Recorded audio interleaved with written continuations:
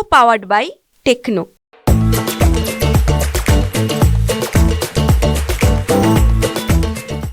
छत्रपती संभाजीनगर मध्य मतदारसंघातून शिवसेनेचे डॉक्टर शोएब हासमी हे निवडणूक लढवण्यासाठी इच्छुक आहेत.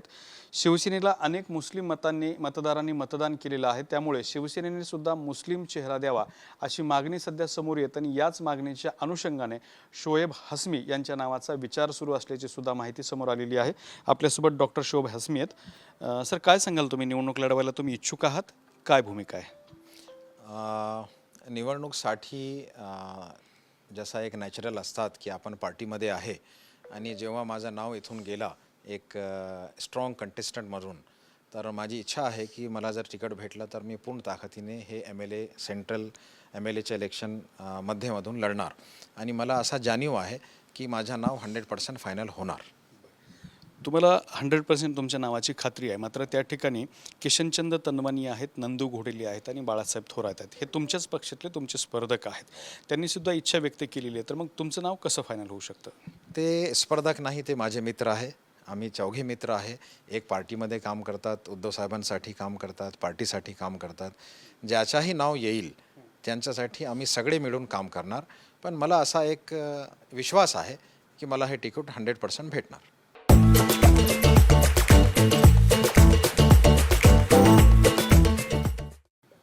दुसरा एक महत्त्वाचा मुद्दा आहे की औरंगाबाद छत्रपती संभाजीनगर मध्य मतदारसंघ जो आहे तो सातत्याने मुस्लिम बहुल मतदारसंघ मानला जातो आणि त्यावेळेला त्या ठिकाणी हिंदू आणि मुस्लिम अशा मतांची विभागणी होते आणि बऱ्याचदा त्या ठिकाणी MIMचा सुद्धा उमेदवार निवडून आलेला आहे. आता शिवसेनेने जर तिथं मुस्लिम चेहरा दिला तर कसा फायदा होऊ शकतो, किंवा MIMकडे जी जाणारी मतं आहेत ते तुमच्याकडे येतील याची तुम्हाला शाश्वती काय?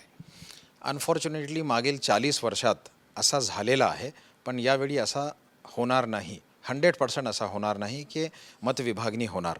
कारण मी एक मुस्लिम असून एक सेक्युलर छबीचा एक डॉक्टर आहे. आपल्या शहरामध्ये माझे 2 हॉस्पिटल आहे. माझा चांगला संपर्क सर्वांशी आहे. एक डॉक्टर असल्यामुळे डॉक्टरकडे हिंदू आणि मुस्लिम असा कधीच असू शकत नाही. या अनुषंगाने मला असं वाटते की जेव्हा मी हे सीट महाविकास आघाडीने कॉन्टेस्ट करणार तर मला मध्यमधून आपल्या शहरामधून हिंदू, मुस्लिम, दलित, सिख, ईसाई सगळे मतदान होणार आणि कुणाच्याही सीट शिवाय महाविकास आघाडीचे निवडून येऊ शकत नाही, खात्री आहे. बरं, MIM सुद्धा त्या ठिकाणी निवडणूक लढवणार आहे. MIMचं तुम्हाला आव्हान असणार आहे, त्यांच्या विरोधात ही निवडणूक तुम्ही कशी लढणार आहात? आव्हान कोणतेही पार्टीच्या मला नसणार. तिकडे जेही माझे विरोधक असणार, जे विरोधी माझे इलेक्शन असणार, मी सर्वांना यानी मैं सबको एक जैसा ही नापूंगा, चाहे वो महायुति का कैंडिडेट हो, चाहे वो MIM का हो या चाहे किसी पार्टी का हो, वो सभी लोग मेरे लिए एक रहेंगे. लेकिन मैं बहुत कॉन्फिडेंट हूँ कि 1 लाख से ज़्यादा हिंदू, मुस्लिम, दलित, सिख, ईसाई सारे समाज के लोग, सारे पार्टी के लोग मिलकर मुझे मतदान करेंगे. किसी का आह्वान उतना स्ट्रांग नहीं होगा. लेकिन डॉक्टर साहब, आप इस पार्टी से टिकट मांग रही है जो पार्टी हिंदुत्व का एजेंडा लेकर चलती थी और मुसलमानों के खिलाफ उस पार्टी ने 30-35 सालों तक काम किया है, उस पार्टी का आप टिकट लेने जा रहे हैं? जी, आज आपको क्या लगता है, जिस वक्त उद्धव साहब महाविकास आघाड़ी से 2019 में जब हमारे महाराष्ट्र राज्य के मुख्यमंत्री बने, तभी से सब ने, पूरे महाराष्ट्र ने उनको अपना एक कुटुंब का प्रमुख माना है.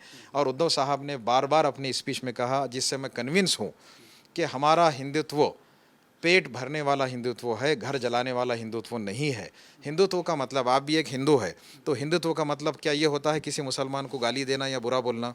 ऐसे ही हमारी पार्टी की एक रणनीति है, किसी को गाली देना या बुरा बोलना नहीं है. हिंदुत्व का मतलब ये है सबको लेकर साथ चलना है, जो किसी भी धर्म का हो, जात का हो. और ये बात उद्धव साहब ने, पवार साहब, राहुल गांधी साहब ने इसको साबित किया है. यही कारण है कि लोकसभा में इंडिया अलायंस बहुत स्ट्रॉन्ग तरीके से 240 सीट जीत कर आई है. मैं इसका एक हिस्सा हूँ. मुझे इसका गर्व है कि मैं सभी समाजों के बीच में एक सोशल इंजीनियरिंग जो होती है उसके बीच में एक ब्रिज का भी काम करूँगा कि सब समाजों में बहुत अच्छा तालमेल बने और सब लोग यहाँ मिलजुल कर रहे.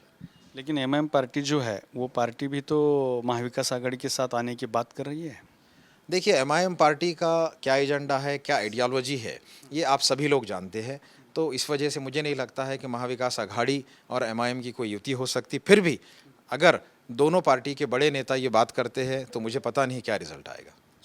दूसरा सवाल ये है कि आप वहाँ पर जैसा MIM के खिलाफ लढोगे उसी तरह से आपको शिंदे गट के भी वहाँ पर उमेदवार रहेंगे असणार आहेत, तर त्यांच्या विरोधात सुद्धा तुम्हाला ही लढाई लढावी लागणार आहे. मी अगोदरच सांगितले तुम्हाला की माझी लढाई MIM असो की शिंदे गट असो कोणताही कॉन्टेस्टंट असो त्यांच्या विरुद्ध असणारच आहे.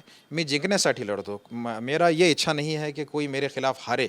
मेरी ये इच्छा है कि मैं जीत कर आऊँ और मैं एक ऐसा आमदार बनूं जो महाविकास आघाड़ी की सरकार बनाने में मदद करे और हमारे सिटी को विजनरी डेवलपमेंट के लिए we need an educated candidate who has good vision.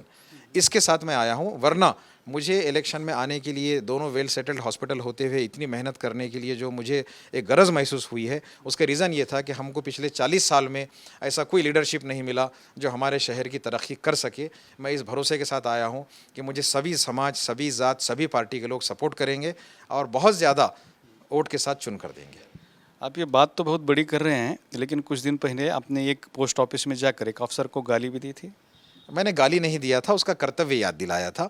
मैं गरीब लोगों की, महिलाओं की मदद के लिए वहाँ गया था, जहाँ मैंने देखा कि पोस्ट ऑफिस के शटर बंद किए हुए थे, डोर्स लॉक थे, बाहर कम से कम 500 महिलाएं खड़ी थी जो बहुत गरीब थी, जो शिंदे गट के ऑलरेडी बीजेपी महायुति के झांसे में आ गई थी कि उनको पैसे मिल सकते, जो कि मिल नहीं रहे हैं. जब मैं अंदर गया तो वहाँ का हेड पोस्ट मास्टर वो तंबाकू जो है हाथ पर लेके घसते मलते बैठा हुआ था. उसको ड्यूटी का बिल्कुल एहसास नहीं था. उसने मुझसे कहा कि ये मेरा काम नहीं है, वो खड़े हैं तो खड़े रहने दो. हमने उसको ड्यूटी का याद दिलाने का, उसका कर्तव्य याद दिलाने की कोशिश की है. वो जो उसका वीडियो था, वीडियो भी हमारे पास आया हुआ है, लेकिन बात यह है कि लोग आपकी तरफ एक पढ़ा लिखा उम्मीदवार की नज़र से देख रहे हैं और आप वही स्टाइल कर रहे हैं जो शिवसेना स्टाइल के नाम से सब तरफ. देखिए, पढ़ा लिखा होना एक अलग चीज़ है, सभ्य होना एक अलग चीज़ है, लेकिन किसी भी इंसान को स्वाभाविक है कि सामने वाला जब काम नहीं करता है, आप अपने बेटे को भी थोड़ा ज़ोर से बोलते होंगे जब वो आपकी बात ना सुने, होमवर्क ना करे. उसी तरह उस अधिकारी को हमको समझाना पड़ा कि आपका कर्तव्य क्या है. मैंने कोई गुंडागर्दी नहीं किया हूँ, कर्तव्य याद दिलाया हूँ. अगर आपको टिकट नहीं मिलता है तो आपकी भूमिका क्या होगी? उद्धव साहब का आदेश हमारे लिए सर्वोपरि रहेगा. अंबादास दानवे साहब हमारे नेता है, वो लोग जो आदेश देंगे, जिस तरह प्लानिंग होगी उस तरह हम काम करेंगे. मैं फिर से कह रहा हूँ 100% टिकट मुझे मिलने वाला है. चुनकर आते हैं तो आपका विजन क्या है? चुनकर आने के बाद में से मेरे विजन में सबसे पहले है कम्युनल हार्मनी. सब धर्म के बीच में कैसे दोस्ती हो सकती है, मैं इसके लिए भरपूर कोशिश करना चाहूँगा. दूसरा मेरा एजेंडा है हेल्थ. यहाँ पर गवर्नमेंट हॉस्पिटल हो या कोई भी हॉस्पिटल, वहाँ पर गरीबों को मुफ्त में हेल्थ सर्विसेज नहीं मिलती है. मुझे वो काम करना है. एजुकेशन के लिए काम करना है, रोज़गार के लिए काम करना है, इंफ्रास्ट्रक्चर के लिए काम करना है. सबसे बड़ी समस्या हमारे शहर की पानी की समस्या है, जो पिछले 10-15 साल से पूरी नहीं हुई. सारे लीडर उसमें नाकाम हुए हैं, चाहे वो मेरी पार्टी के हो या किसी पार्टी के हो पहले वाले. हम उसके ऊपर, मैंने कमिश्नर साहब से 3-4 बार उसके लिए नुमाइंदगी किया हूँ. 100% हम आने वाले मार्च तक रोज़ नल यहाँ आएगा, सबको पानी मिलेगा. मैं उसका गारंटी देता हूँ आपको. ये काम मैं बहुत पहले करने वाला हूँ. और साफ़ सफाई. तो सवाल ये है कि आपने जो ये सब बातें बोली हैं, आप ये बातें भी इम्तियाज़ जलील 10 साल से पिछले बोलते आ रहे हैं. आपने किसी को आजमा लिया है, नए को आजमाइएगा, आप नाउमीद नहीं होंगे. तर हे होते शिवसेनेचे मध्य मतदारसंघातले इच्छुक उमेदवार. त्यांनी मी मतदारांना नाउमेद होऊ देणार नाही अशी प्रतिक्रिया दिली आहे. कॅमेरामन हर्षल निकमसोबत Datta Kanawate, TV9 Marathi, Chhatrapati Sambhajinagar. Co powered bye techno.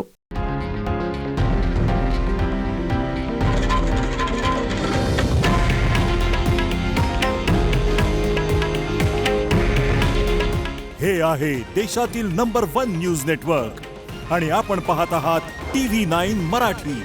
काळजी तुमची, हित महाराष्ट्राचं.